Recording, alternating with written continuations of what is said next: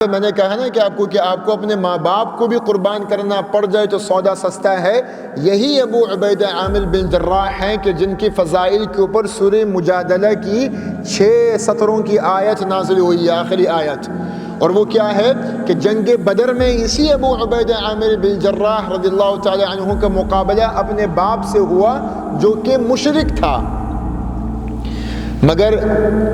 احادیث میں یہ ضرور آتا ہے کہ حضرت ابو عبیدہ عامر بن جراح ابتدائی طور پہ خوف سے نہیں، ڈر سے نہیں، مگر باپ کا ایک رشتہ ہے، اس رشتے کی لاج میں وہ تھوڑا سا ان سے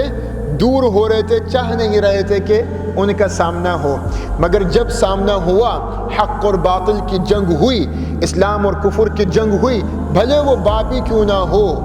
تو حضرت ابو عبیدہ عامر بن جراح نے اپنی ہی اسلام کی تلوار سے اپنے باپ کی کفر کی تلوار اور گردن کاٹ ڈالی.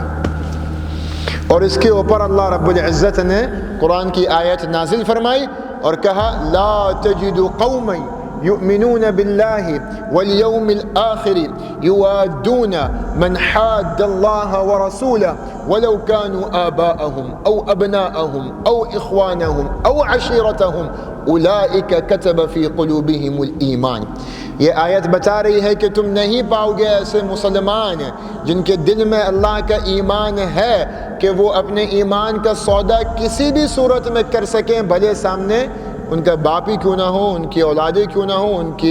بہن بھائی کیوں نہ ہوں، یا ان کے ازواجی کیوں نہ ہوں، ان کے رشتہ داری کیوں نہ ہوں، وہ ایمان کا سودا نہیں کر سکتے، کسی صورت ایمان کا سودا نہیں کریں گے. اور انہی کے اوپر اللہ رب العزت نے کہا اولئک کتب فی قلوبہم الایمان، اللہ نے ان کے سینوں پہ ایمان کی مہریں لگا دی ہیں. وأیدہم بروح منہ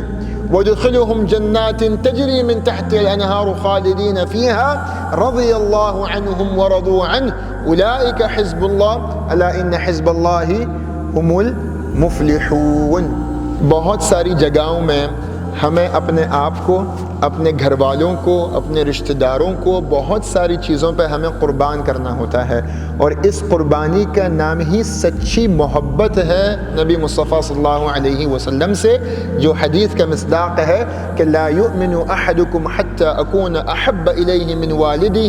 وولدہ والناس اجمعین، کہ تم مکمل ایمان پہ نہیں آ سکتے جب تک کہ تم